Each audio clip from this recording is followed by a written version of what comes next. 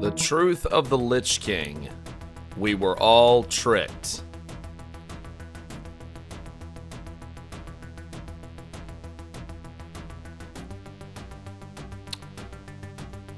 What are they retconning now? Maybe not, maybe not, maybe not, maybe not. To be fair, maybe not. Okay. Let's take a gander.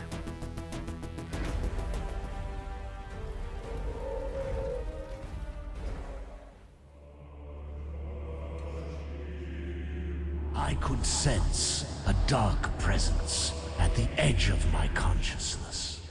Okay. Not Arthas, not ner'zhul, something else. Okay. It is that very presence I sense lurking beyond the shattered sky above. Is that Bolvar talking?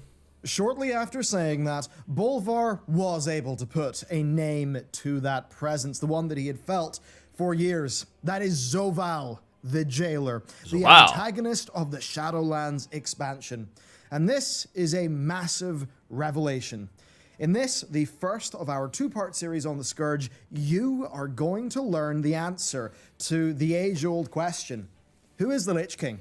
Who was actually in control? What was going on within the helm? Well, it was Arthas, You're going wasn't to it? understand who and what he was from inception years ago right up to the fall of Bolvar. Okay. This is what makes the lore click. What makes Shadowlands the expansion. I mean, I'm all for it. And in part 2, you are going to learn the nature of the Scourge themselves. So, strap in. For better or for worse, Blizzard are making big moves with the lore, and you are in for quite a ride. All right. Let's go.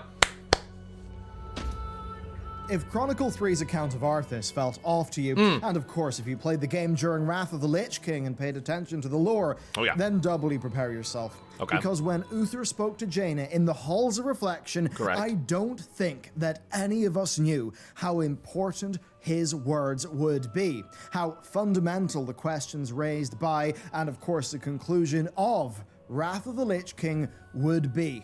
Well, today, that's what we're going to deal with, and it's going to be quite a video. Okay. Of course, you should not be like the Lich King. You shouldn't let your home be that sparse, and that's why you've got to hit up today's sponsor, Displate. They are just really cool. And if you follow my link, you are going to get 20% off for 7 days, which is a pretty sweet deal. Now, okay, look at this. This was our meeting table at the game dev office, right? It was a bit bare, wasn't it? So first, I slapped up the included magnets. And once that's done, I can put up whatever display I want. They just snap on and off. Now, the team is currently working on a science fiction project that you'll learn more about soon enough. And I think that's why this lovely Hubble one was a perfect fit. Now, of course, if you want Blizzard stuff, good news. They have official Blizzard displays. It is so easy to customize the look of your place, be at home or work, great for your office and work from home, and the range is just bloody ginormous. And, of course, you're seeing the ones we've got now. One thing I particularly love as well is they offer a matte finish option, which I think is just super clean looking. I mean, come on, matte finish, printed in metal, it's just cool. Then the whole form factor with the swapping is just great for variety. And, of course, the magnets are perfect if you are a renter like me. Displate are also great to artists. They plant a tree for every one that they sell, and soon we'll be getting our own made. You will get 20% off there's some Dark Souls 7 ones days with my link. And did I just say one of the Undertaker? It's a win-win. That's pretty dope, man. Much of what's actually letting us pretty do dope. so much more these days. So thanks to Displate for sponsoring. This is a video the team's put a lot of heart into. Good on you, Belluar. You enjoy it. Good on you, man. Okay. I should note that for full context, you really should watch this video. It covers how the Force of Death, the Jailer, have, for countless millennia, infiltrated and manipulated other cosmic forces. Now, this is rock solid. It is based off a lore book that is found in Revendreth. And it's quite the video. We even voice acted it. It's very fun. For now, the Dreadlords, though, have been essentially always working for Death. That's the key thing to know, but you really should watch that video for the full context. Just who is the Lich King anyway? The push and the pull between the various personalities locked within the helm has long sparked debate within the lore community. But now, with Shadowlands, we know a hell of a lot more. The Jailer has a presence within the helm. I mean, you heard what Bolvar had to say at the top of this video, didn't you? Well, yes. Here's what followed, just in case you had any lingering doubts. I dare not travel with you. Why Even not? free of the helm, I fear I would become bound to the will of its true master. Okay. Yes, without a shadow of a doubt, the Jailer is the true master of the Helm of Domination.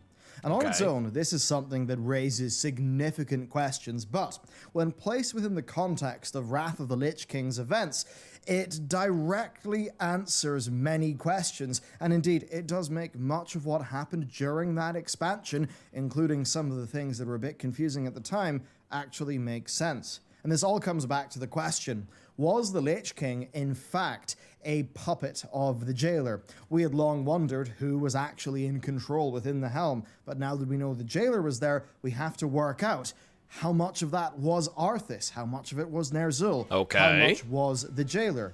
And indeed, you then have to think, is there a reason why only beings plagued with arrogance and guilt were so easily overcome by the helm's dominating powers? And then, indeed, why did the noble Bolvar not just turn against us? Seemingly, he was able to resist.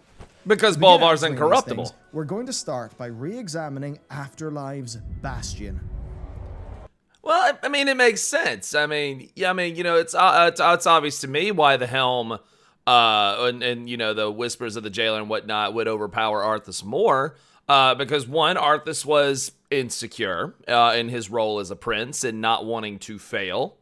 So all that pressure on him. Two, the death of Invincible weighed extremely heavily upon him, especially with the accident that ended up, spoilers, that ended up with having Arthas having to basically kill him because the horse got injured. And let me tell you, you know, for all of you that know, Arthas loved that horse. Like, that horse was like his brother, his compatriot. I mean, it's just like anybody else's pet. It's like your dog. It's like your cat, man, you know?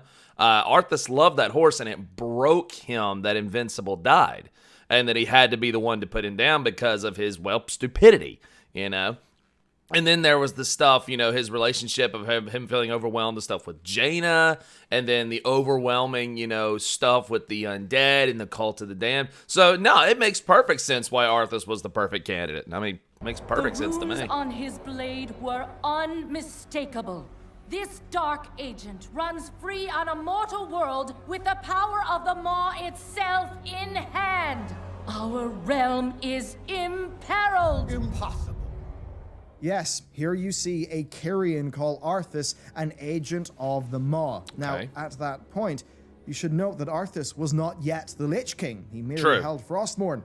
He was a servant of the previous Lich King, meaning that, yes, even ner'zhul, the ner'zhul Lich King, was under the Jailer's thumb. And of course, as we know from Bolvar, the Jailer is the true master of the helm, the helm that ner'zhul wore. And this would make you wonder, if it is his helm, the Jailer's helm, and therefore his source of control on Azeroth, why would he have Sylvanas destroy it? Well, also, how... Kil'jaeden was the one that put ner'zhul there in the first place. So how did Kil'jaeden get his hand on it?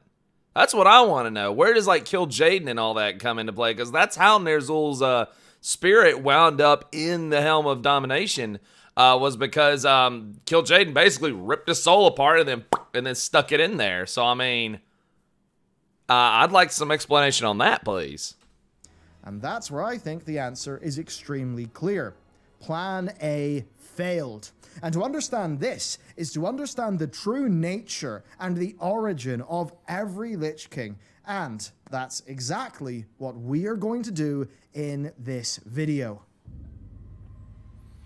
The jailer kicked off the Lich King project by having the Dreadlord slot into Kil'jaeden's plan for Ner'zhul. You see, Kil'jaeden wanted to soften up Azeroth for a Legion invasion. I might get my answer. The jailer wanted to exert his influence on the planet, with the eventual goal, as he does tell us quite shortly in Shadowlands, of consuming Azeroth's world soul. Ner'zhul only got them so far. Of course, Ner'zhul was the Lich King, his power had grown, but the Legion were still a problem, especially since in those early days, the Lich King's powers were still limited. Enter Arthas, an arrogant, fragile man. He was identified as a perfect host, and he was lured north by the Dreadlord Mal'Ganis, who, based on documents found in Revendreth, we do believe was in fact an agent of death embedded deeply within the Legion. Arthas, an arrogant, flawed man with all of his insecurities, fell for the whole thing. He was drawn north. He took Frostmourne, forever dooming his fate. Yes, Mal'Ganis did appear to be fully sided with the Burning Legion and Kil'jaeden, but again, I would implore you to watch our video on the Dreadlord documents that are Dreadlords are found in agents of the Revendreth. jailer, yeah. They are foundational. Quite some time, though, after taking up the sword, Arthas and Kel'Thuzad actually worked together on what they thought was the Lich King's command to stop the Legion from controlling the Lich King. This is what sent Arthas north again, where he defeated Illidan, thwarted Kil'jaeden's plans, and took his place as the new Lich King, and he merged with the Helm. What this did is this secured the Jailer's center of power on Azeroth. He had a Scourge army up in the north, he had a Lich King whom he could control, and the Legion were done away with. That's 5 true. years later then, Arthas awoke. And clearly, the Arthas Lich King was supposed to overrun Azeroth. That is what we prevented from happening in the Wrath of the Lich King expansion. So yes, Arthas failed. The life of the Arthas Lich King then requires deep thought. You see, during Wrath of the Lich King, many questioned who was actually in control. At the time, we wondered, was it Arthas, or was it Ner'zhul? Of course, we now know from Bolvar that the Jailer was also in the Helm and was the Helm's master. And because of that, I would say, just listen to the spirit of Uther. Okay. Arthas is not here. Right. Arthas is merely a presence within the Lich King's mind. A dwindling presence. Yes, Uther's I own remember that. words do make it clear that Arthas was not in full control. And if that is not clear enough for you, well, here is what Uther goes on to say. I suspect that the piece of Arthas that might be left inside the Lich King is all that holds the Scourge from annihilating Azeroth. Yes, even though the Arthas Lich King tore out his own heart and tried to purge his humanity, it seems there was a small part of Arthas still left in there. And this does act... Is this gonna lead to a redeemed Arthas arc? Because, like, don't get me wrong, I get what they're going with here, that, you know, Arthas was not in full control. However, I've already seen some fans kind of rumbling with this one about how, you know, none of this was Arthas's fault. But my thing is, he fell for the whispers of Frostmourne. He took that up on purpose. He knew what was going on. And yeah, the decision with Stratholme and everything, yes, that was a controversial decision in and of itself. But I don't think this completely excuses him. I don't think this excuses him from this. Actually make you wonder if the Lich King... I say that because I've seen a lot of people trying to excuse Arthas from the things he did. I don't think this in any way, shape, or form excuses him. did succeed in defeating us atop Ice That's like Crown excusing and killing Sylvanas for Tyrion, what happened at then, Teldrassil. the last slivers of Arthas have tried to resist the Jailer's ultimate ambition of consuming Azeroth's world soul. Actually, that might have been the case. But as you can see from Wrath of the Lich King, Arthas was quite clearly not in full control. I think those words from Uther really do spell it out rather clearly. Now, Warcraft Chronicle Volume 3 then makes things initially far more complicated with what it says, but upon a deeper investigation of what's there, it actually does make complete sense.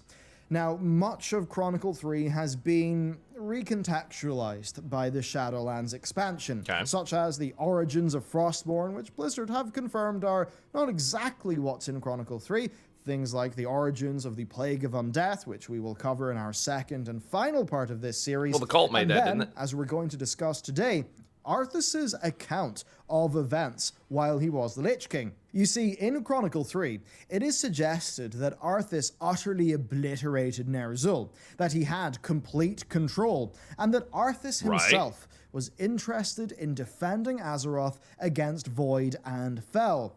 The Chronicle 3 account, of course, makes absolutely no mention of the Jailer or the Shadowlands as we now know it to be. Yet, as you heard from listening to Bolvar in the beginning of this video, the Jailer is the master of the Helm of Domination, the helm that makes the Lich King the Lich King. So then, when we read Warcraft Chronicle Volume 3 and we see this sort of first-person-ish account of Arthas, and really how it says that he was in so much control, how does that make sense if the Jailer is actually the master of the helm, and it looks like Arthas was in complete control? Okay. And that's where the answer is actually extremely simple. The Arthas Lich King completely believed that he was in control, right? That the dominant persona of the helm truly thought that he was Arthas Menethil, the Lich King, but that in reality, that was an Arthas who, via his personality flaws, had been dominated and controlled by the helm. And this makes complete sense when you rewatch the Fall of the Lich King cinematic.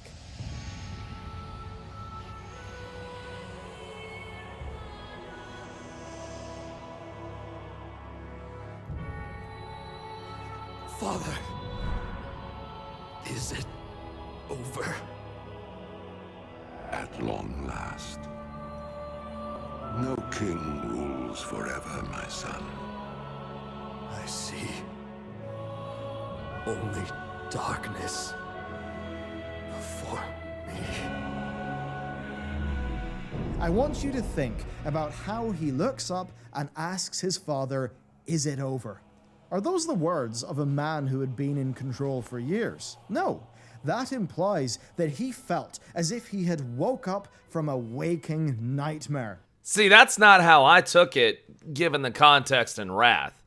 When I took it as, when he asked his father, "Is it over?" It was more of a, he knew what he was doing, and then he's on death's door, and he's asking his father, "Is it over? Is my reign over?" Not like, "Am I free?" But that was, of course, given the context of Wrath of the Lich King at the time when, I thought, or many of us thought, that Arthas was in complete control. See, that's how I took it, and then apparently that's not the case. And this is where we return to Chronicle Volume 3. In his dying moments, Arthas felt the corruption of the frozen throne fading away from him. Okay. And he was faced with the enormity of his crimes.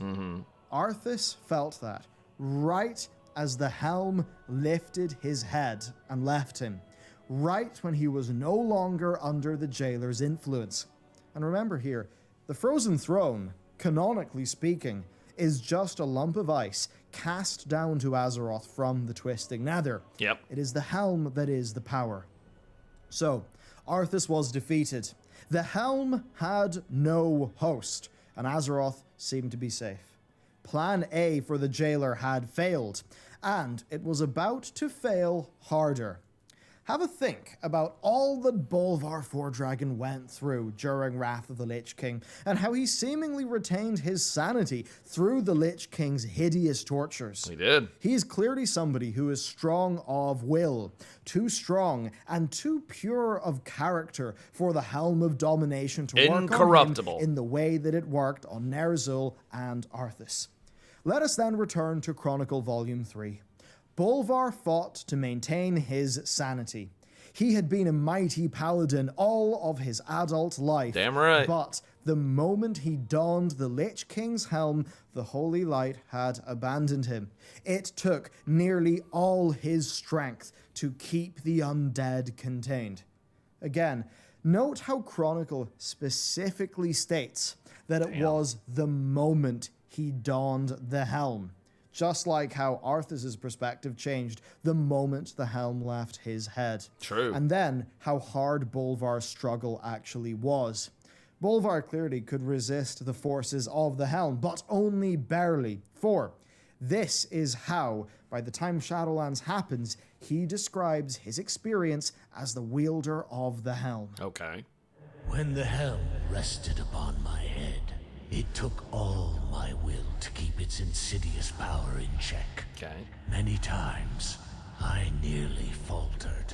I would imagine so. I could sense a dark presence at the edge of my consciousness.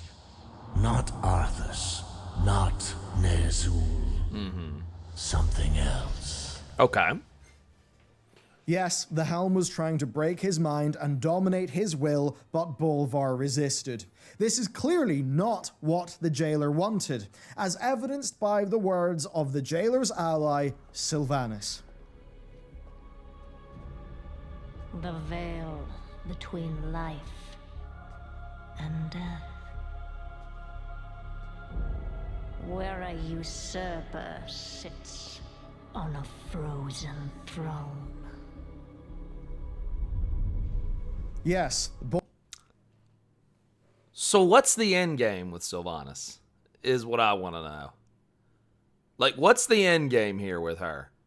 Everybody dies? You know, or complete, you know, what the Scourge initially set out to do?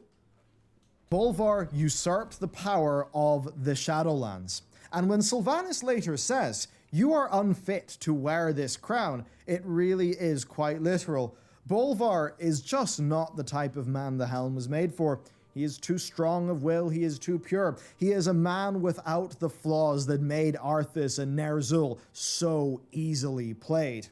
And when Bolvar said to Sylvanas that the helm would be her prison, he was clearly talking about the immense will, the immense power that it took for him to resist the helm. Obviously, at that time in the cinematic, he was surprised. He was clearly unaware that Sylvanas was working for the presence that he had fought to resist for all of those years. And indeed, that is why she defeated him so easily. She That makes sense. That makes sense. was using the power of the helm's master against its wielder. Plan A had failed. And this, the cinematic, is when Plan B truly kicked into gear. Arthas failed, and the jailer's helm ended up atop the head of a man who could resist it. What option, then, did that leave the jailer with? Clearly, having a Lich King to do his bidding was not working, and clearly, his plan was to recruit a new agent in Sylvanas, as we see in the Edge of Night short story, and then, years later, to have her kick off the first thrust of his grand plan by defeating Bolvar and destroying the helm. Now, as to why the helm's destruction would then cause the veil between worlds to shatter. She disenchanted it. We do know some things. We know that the Lich King project involved ner'zhul and Arthas setting up a parallel to Torghast in the material plane. And again, if you thought the Dreadlords were truly servants of the Burning Legion, well, it's actually said in Chronicle 3 that it was the Dreadlords who did and architected a lot of the construction of Icecrown. Well, why would they? Did they?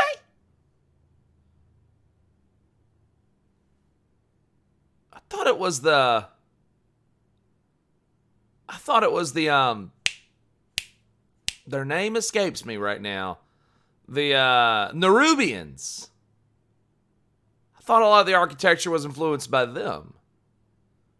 Correct me if I'm wrong. They make it to be the parallel of Torghast if they were actually servants of the Legion. It just does not make sense. The helm was clearly linked to that, such that its destruction would pierce the veil between worlds, giving the jailer access to the material plane and to Azeroth, his ultimate prize. Now, if this all seems a bit far-fetched to you, then I totally understand. A little bit. There is ample evidence, but I do get that a lot's going on here. But this is all stuff with very solid sourcing within official Blizzard materials. Yep. Now again, Bolvar spells it out very clearly that the Jailer was in the Helm of Domination. And we know that the Helm and Frostmourne are his. I mean, as soon as the Kyrians see Frostmourne, what happens? She thinks, oh, this is obviously wielded by an agent of the Maw. Right. And that means an agent of the Jailer. Then additionally, there are a number of Legion-era quotes from none other than Arthas himself that we should re-examine. Now, these are echoes of Arthas that appear to the wielder of the Blades of the Fallen Prince. And let's just What a take great listen. artifact weapon. You exist by his whim alone. See, I thought he was talking about Bolvar. You imagine yourself to be free, but you will always be his instrument. I would especially say to think about that final line, and then think about how Arthas is described in Warcraft Chronicle Volume 3. Thinking that he is free, but as we now know from the modern lore, in fact being an instrument. And that's not even from the modern lore. That's the thing. The Shadowlands lore, actually, more than anything here, directly backs up Wrath of the Lich King's lore, when Wrath of the Lich King started to ask the question of who is really in control of the Helm. And that is what is key.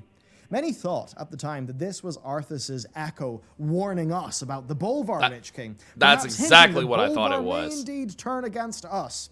Now that did make sense at the time. It did. Bolvar had been acting in a very creepy fashion. But it also doesn't make sense.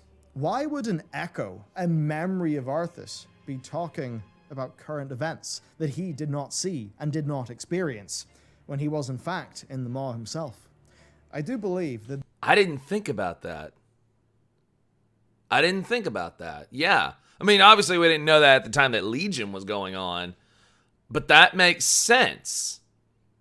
At the time of Legion, especially now, you know, given the Bastion cinematic, when Uther dropped him into the Maw, or the soul of Arthas into the Maw, after he died at the end of Wrath, that would have been prior to the events of Legion. That makes a lot of sense now. Okay, it's kind of starting to come together a little bit. These Yeah, okay. echoes are likely Arthas talking about his own experiences as the Lich King, suggesting that the Jailer's Helm of Domination did just that. Dominate. Okay. It's interesting, in fact, how the Jailer revelation actually favors the in-game lore of Wrath of the Lich King over kinda that does. of Warcraft Chronicle Volume 3. You know, Chronicle 3, its account of Arthas, makes us believe that he really thought he was under control. Yeah. And that's the thing. It only makes sense if it's Arthas' account, where he believes he is in control, but really is not that much in control. And indeed, Chronicle 3's account of Arthas, it was very first-person feeling. It was very much talking about Arthas' own thoughts on his experience. But the thing is that any time we have heard a being other than Arthas, such as, say, Uther, talk about it, it's been very clear that there is complete doubt over Arthas' control. Uther said that Arthas was merely a dwindling presence in the Lich King's He did mind say that. in the Halls of Reflection. Then think back to the Matthias Lenner quests in Icecrown. Now that name, Matthias Lenner, well, that's an NPC that appears as a small child, and the name is an anagram of Arthas Menethil. Yep. And it's a character that is clearly a representation of Arthas' humanity. Now, this is something that is then backed up by the novel Arthas, Rise of the Lich King, what a great wherein book. Arthas sees visions of a young boy urging him to reject the Helm of Domination.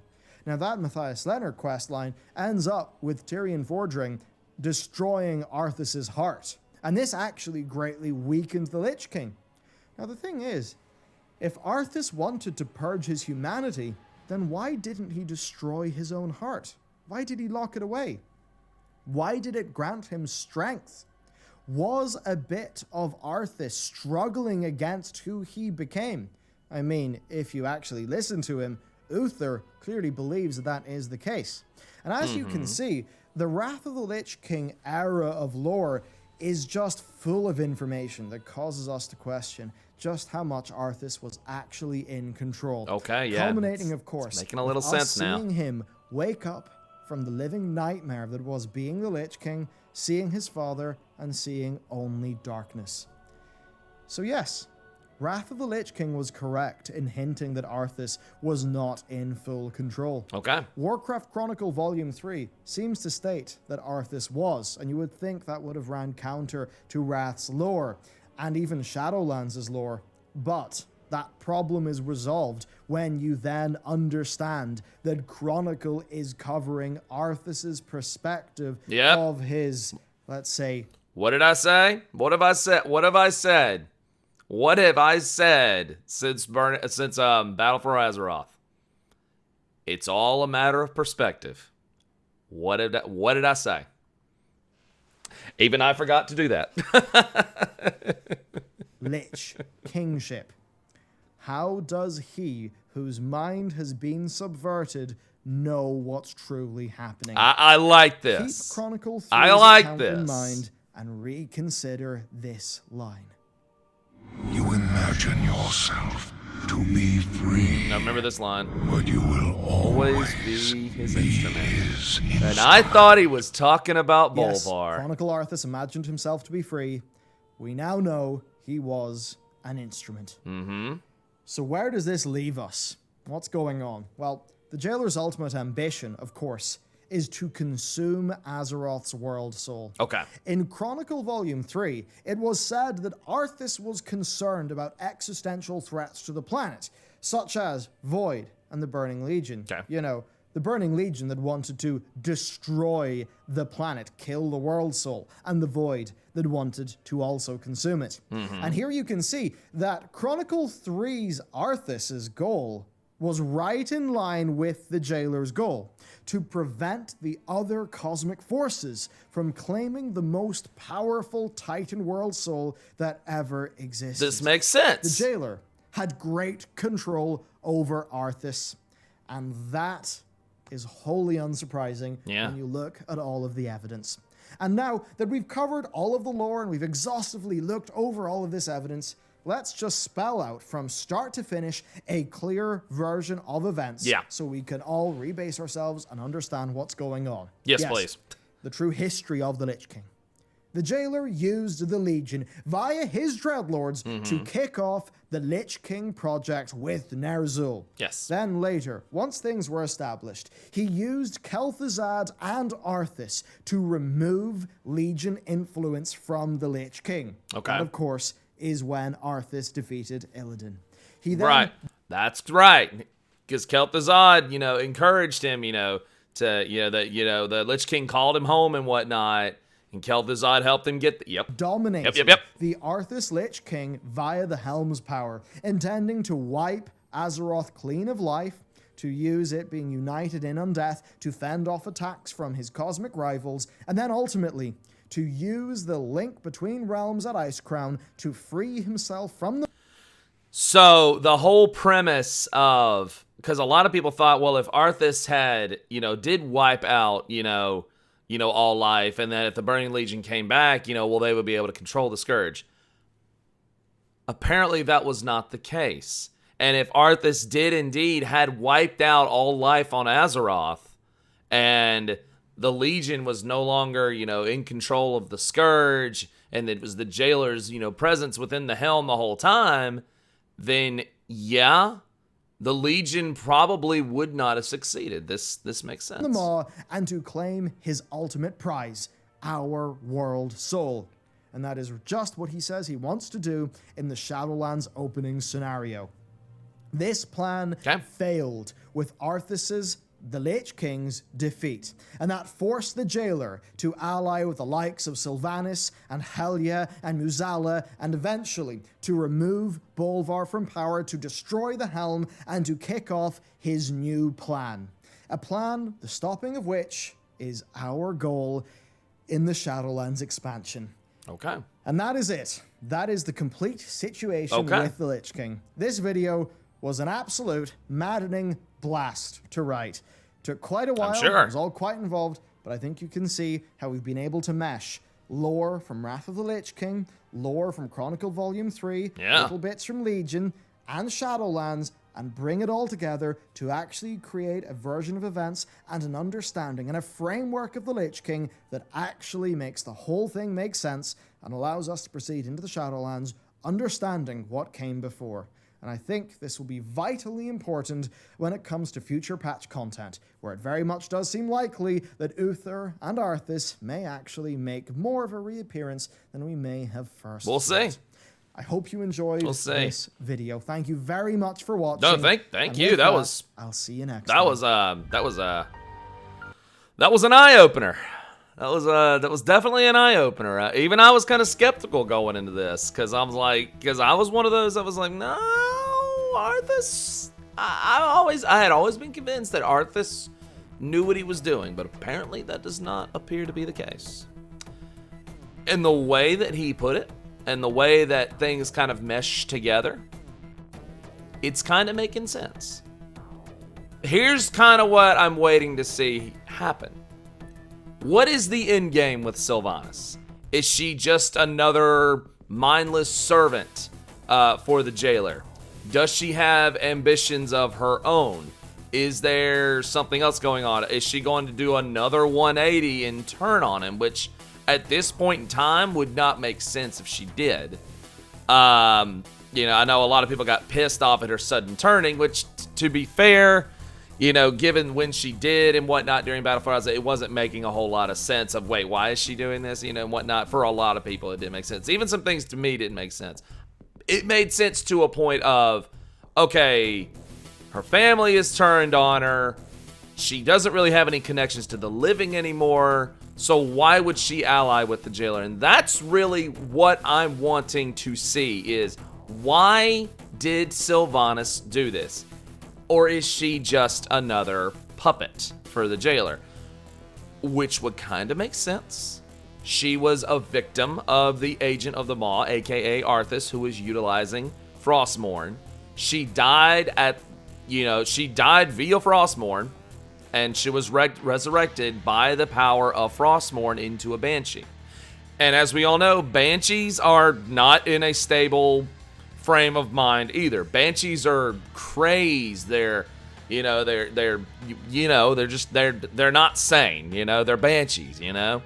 They're crazed spirits and whatnot, maddened by the pain of their death and all of that. So that might have something to do with it as well. So it could be that Sylvanas is another puppet. Who knows? I mean, who freaking knows? And now, as far as who would the jailer pick for his new agent, it does make sense he would pick her. It does make sense. She was next to Arthas. She was more than likely the perfect candidate. Who knows? That was an eye-opener. And a welcomed one at that. Indeed. It will be interesting to see where things go from here. It'll be interesting to see indeed. Either way, that was a wonderful video. I'll leave the original link in the description below. But thank you for joining me to react to this. This was, like I said, it was an eye-opener. So I hope you enjoyed it as much as I did. But if you liked what you saw, please hit the like button. Subscribe if you want to see more. Don't forget to click the bell. Follow me on Twitter for Twitter things. Follow me on Twitch for Super Sway live streams, baby. And you have a wonderful Wednesday. And I'll see ya either on here or on Twitch. Either way, you have a sway day, baby. Oh, right. Don't forget. We might be going to the Shadowlands. But never forget.